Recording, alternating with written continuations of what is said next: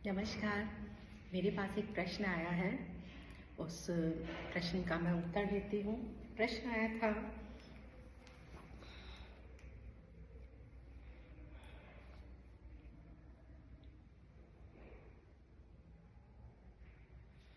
पहला प्रश्न आया है, आपके YouTube चैनल में एक वीडियो देख रहा था। आपने कहा कि बिना शक्ति के शिव ही सबके समान है। शिव अर्थात शून्य और शक्ति अर्थात चेतना।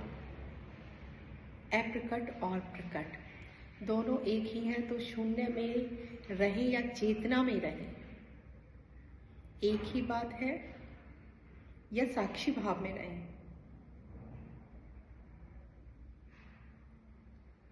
और आगे पूछा इन्होंने कि क्या हम शून्य में नहीं रह सकते हैं?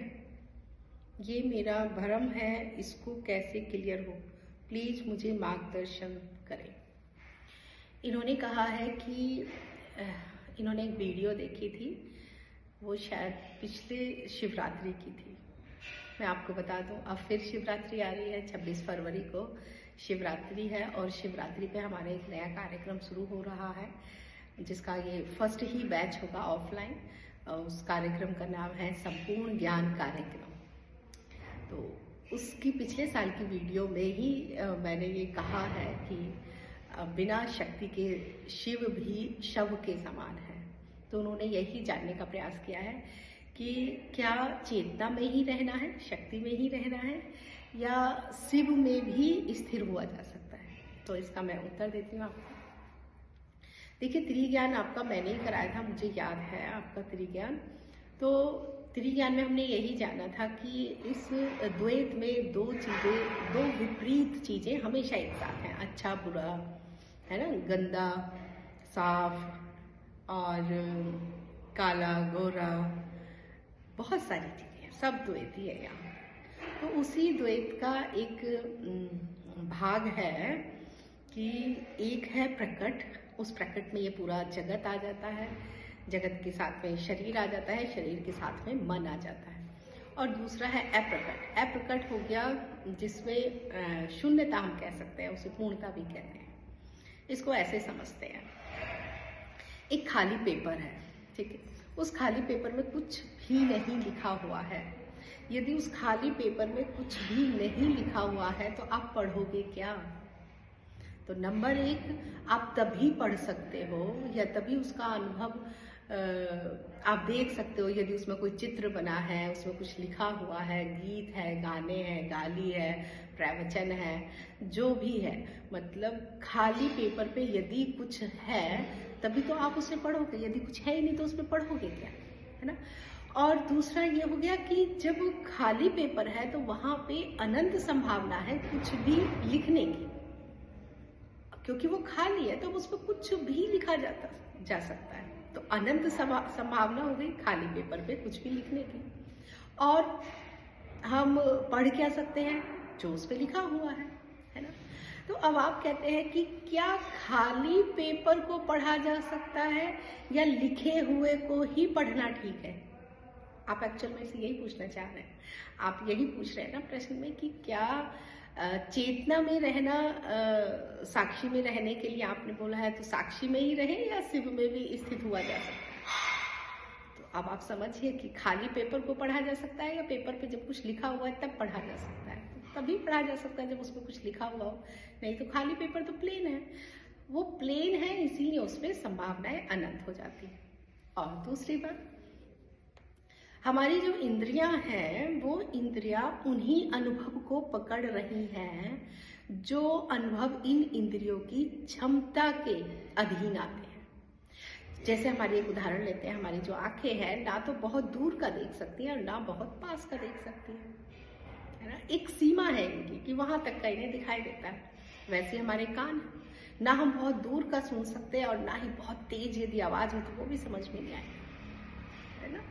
तो कहने का अर्थ ये है कि ये जो हमारी इंद्रियां हैं जिनसे हम अनुभव ले रहे हैं, ये वास्तव में अनुभव को सीमित कर रहे हैं।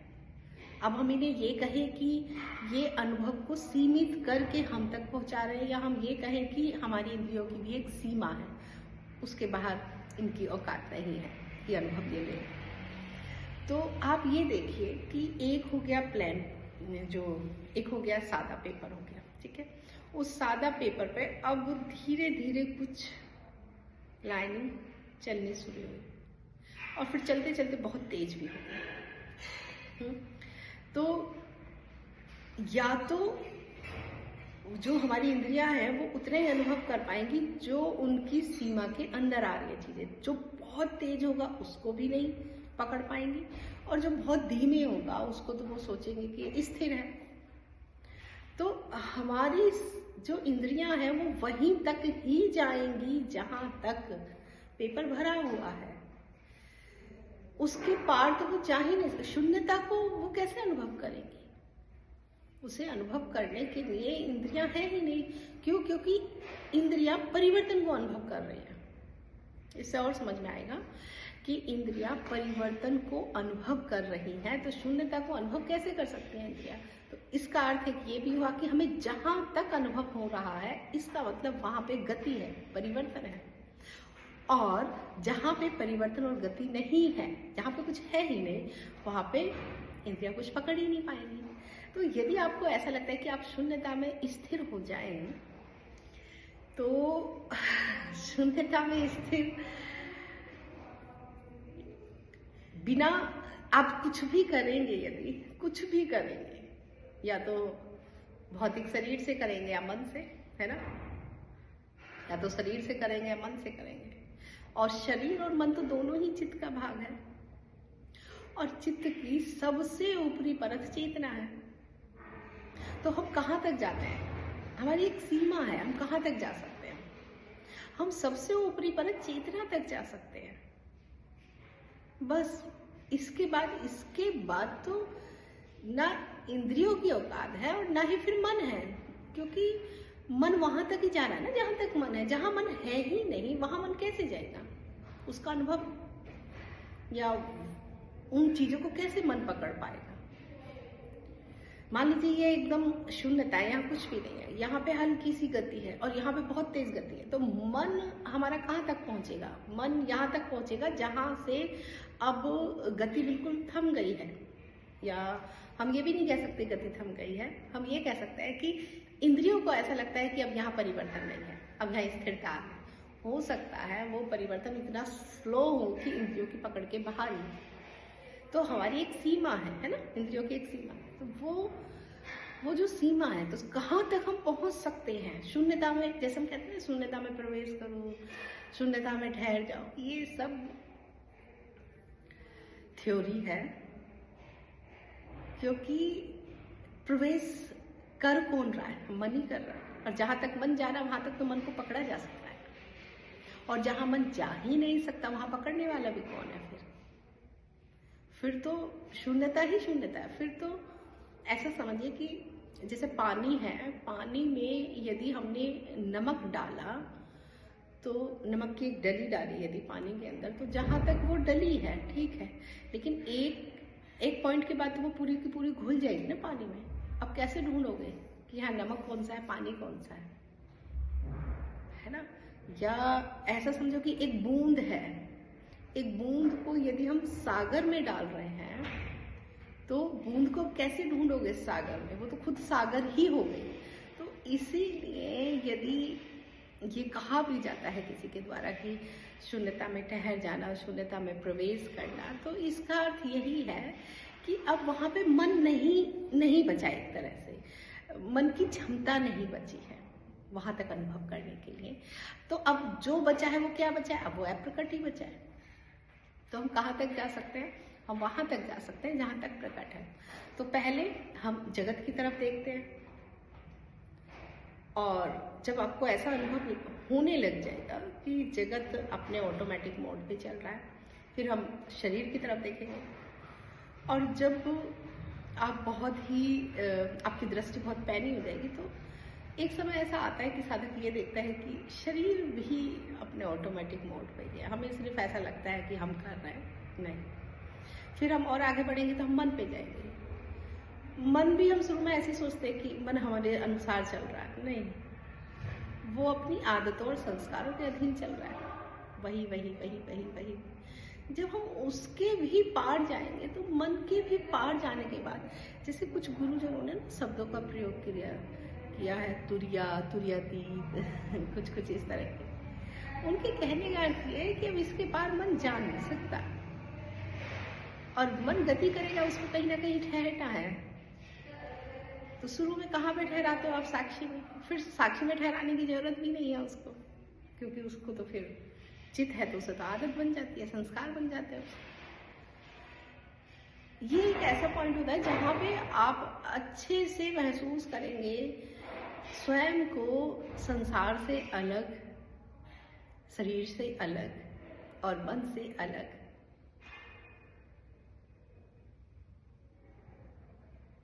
लेकिन फिर भी यहाँ तक भी तो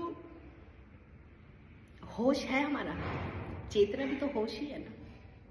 और जहाँ होश ही ना रहे वहाँ तो फिर कहने वाला भी नहीं रहा कि हम शून्यता में प्रवेश कर रहे हैं, वहाँ तो फिर कहने वाला भी नहीं रहा। तो इस चक्कर में ना पड़ो कि कभी ऐसा होगा कि मन के पार वहाँ मन नहीं होगा लेकिन फिर भी अनुभव हो रहा होगा। अनुभव ही वहाँ तक होगा जहाँ तक मन होगा। जहाँ मन नहीं होगा तो फिर वहाँ पे अनुभव करने वाला भी नहीं बचेगा। इसको ऐसे समझिए, दृश्य तब तक है जब तक दृष्टा है, दृष्टा तब तक है जब तक दृश्य है। और जहाँ पे दृश्य और दृष्टा दोनों नहीं बचे वहाँ मात्र दृष्टि है, मात्र दृष्टि। अब वहां पे वो कहने वाला भी नहीं है कि अब मात्र दृष्टि है, वहां कहने वाला भी नहीं है कि अब दृष्टि है। अनुभव है तो अनुभव करता भी है, अनुभव करता है तो अनुभव भी है। और जहाँ पे अनुभव और अनुभव करता नहीं है वहां पे मात्र अनुभव क्रिया है, मतलब प्रोसेस है, हो रहा है, ना कोई करने वाला है, ना कोई देखने वाला है, ना कोई देखा जा रहा है, ना कुछ हो रहा है। बस क्या है? एक प्रोसेस है, एक क्रिया है। उसी को हमने अनुभव क्रिया कहा है, उसी को हमने तुर्यावस्था, सहज समाधि अवस्था और अस्तित्व उसी को कहा है, दृष्टि उसी को कहा है। शब्दों का क्या है, आप बस इतना समझ लो कि कहा क्या जा रहा है। कहा ये जा रहा है कि जहाँ पे दृश्य है, पहले दृष्टि दृश्य पे थी, फिर दृष्टि हमारी कहाँ आ जाती है? चेतना पे आ जाती है। हम ये भी नहीं कह सकते कि दृष्टि अनुभव करता पे आ गई। ना ना ना, अनुभव करता को कौन देखेगा? जो सबको देख रहा है उसे कौन देखेगा? तो पहले दृष्टि हमारी थी जगत पे, शरीर पे, मन पे, और अब दृष्टि हो गई हमारी चेतना, चित्त की सबसे ऊपरी परत। इसके बाद तो फिर होश भी नहीं है ना, इसके बाद तो फिर होश भी नहीं है ना। एक समय ऐसा जरूर आएगा जब आपका साक्षी भाव बहुत आगे बढ़ जाता है, तो ये बिल्कुल प्रत्यक्ष ये अनुभव भी होगा। देखिए, ये अनुभव हो सकता है कि मैं ये नहीं हूँ। ये कैसे अनुभव होगा कि मैं ये हूँ? क्योंकि वहां पे ये कहने वाला भी नहीं है ना कि मैं ये हूँ। हम यहाँ तक पहुंच सकते हैं, मैं जगत नहीं, जगत की वस्तु नहीं, मैं शरीर नहीं, शरीर की कोई भी क्रिया भी मैं नहीं, ये सब हो रहा है। मैं मन नहीं, मन के द्वारा होने वाली जितनी भी वृत्तियां मैं वो भी नहीं। लेकिन हम ये कैसे कह सकते कि हम क्या हैं? मुझे तो नहीं लगता कि कोई ये कह सकता है कि हम क्या हैं, नहीं कहा जा सकता उसे। लेकिन समझने और समझाने के लिए एक शब्द यदि देना हो तो हम उसे अनुभव करता कह देते हैं। तो इसीलिए कभी भी इस फेर में ना पड़ना कि आप शून्यता में ठहर जाओगे, आप शून्य हो गए या और भी बड़े बड़े नाम हैं। बस संकेत है ये सब, बस संकेत है ये। क्योंकि इसे कहने के लिए तो वाणी भी नहीं होगी ना, शरीर भी नहीं होगा ना, मन भी नहीं होगा ना।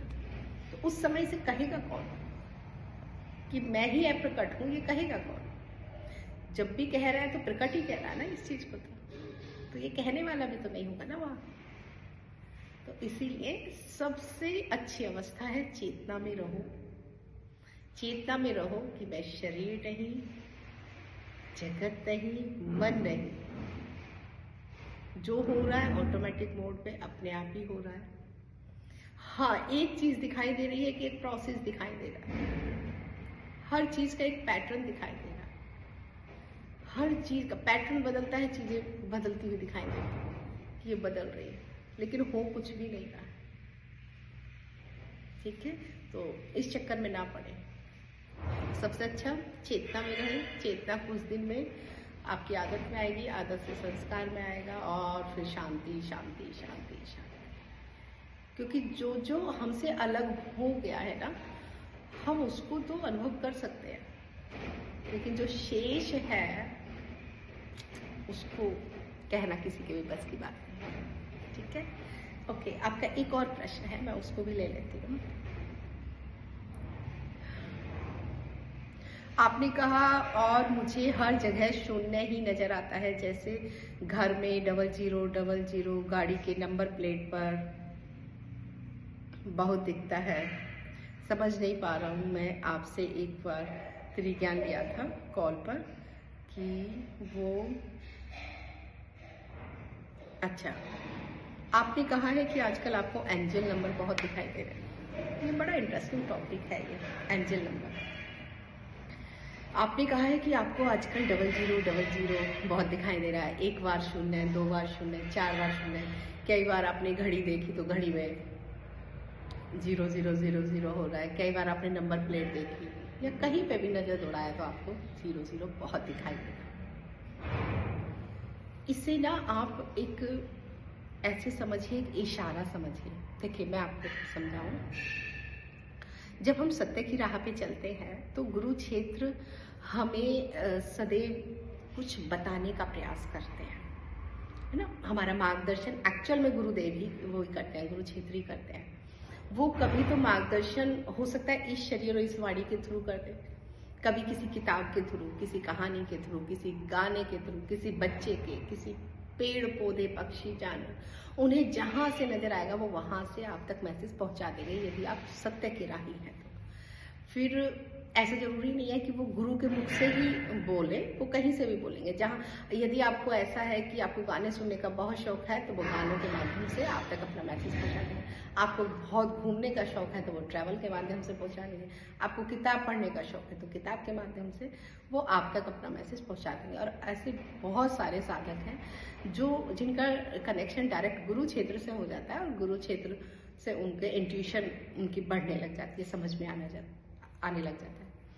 तो जितने भी एंजल नंबर है ना, सबका अलग अलग मतलब होता है। 00 बार बार दिखाई देना, या 11 111, या 4 बार 1 दिखाई देना, या 222 दिखाई देना, 4 5 इस तरह से 9।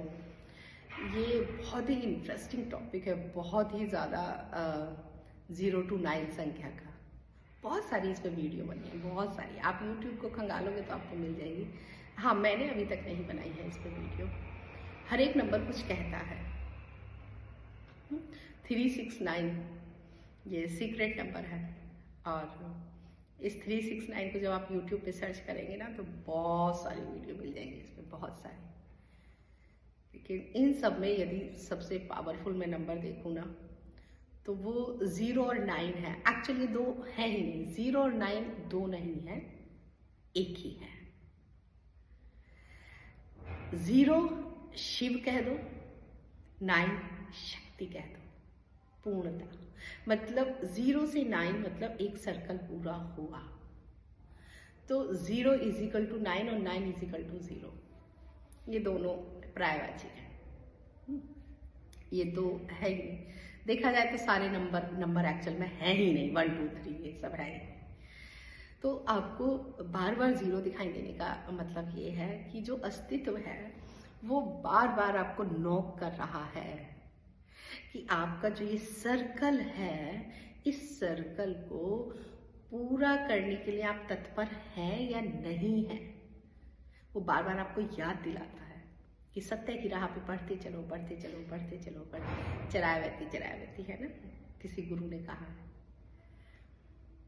ये पूरे एक सर्कल को दिखाता है कि यहीं से शुरू हुआ, एप्रकट से ही सब कुछ शुरू होता है, एप्रकट में ही सब कुछ समा जाता है ना। मट्टी से वो बन जाते हैं, बर्तन बन जाते हैं, फिर वही मट्टी फिर दोबारा से वो मट्टी हो जाती है। हर चीज जहां से शुरू हो रही है, हर चीज वहीं पे ही खत्म हो रही है।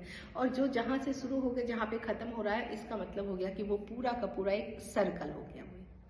तो डबल जीरो दिखाने का इसका देखो, एक तो ये मतलब हो सकता है कि आप अपनी राह से भटके ना। भटकाव बहुत सारे आ सकते हैं, आप उस सर्कल को पूरा करने के लिए तत्पर रहें। कितने भी भटकाव आते रहे, आते रहेंगे, जाते रहेंगे, आपका ध्यान वही होना चाहिए, अपने लक्ष्य की तरफ होना चाहिए। और दूसरा, क्योंकि मैंने ये कहा शून्य एप्रकट है, मतलब शुरुआत भी दिखाता है, क्योंकि जो शून्य है ना, वहां पे अनंत संभावना है, अनंत, खाली पेपर पे अनंत संभावना है। तो एक तरफ तो शून्य ये भी दिखाता है कि यहाँ से अनंत संभावनाएं खुल सकती हैं। जो भी चाहो वो वहां से शुरुआत कर सकते हो, आप एक नई शुरुआत कर सकते हो, 0 से 1 पे जा सकते हो, और अनंत है, अनंत। और एक ये भी दिखाता है कि अब 0 के अलावा और कुछ है भी नहीं, यहीं से शुरू करके यहीं पे ही पहुंच रहा है, इस सर्कल को पूरा कर लीजिए। इसीलिए बार बार वो आपको नॉक कर रहे हैं, 0 0 0 0 0। तो आप देखिए, बैठ के थोड़ा सा मनन करिए, क्या सत्य की राह से आप कहीं और भटक रहे हैं?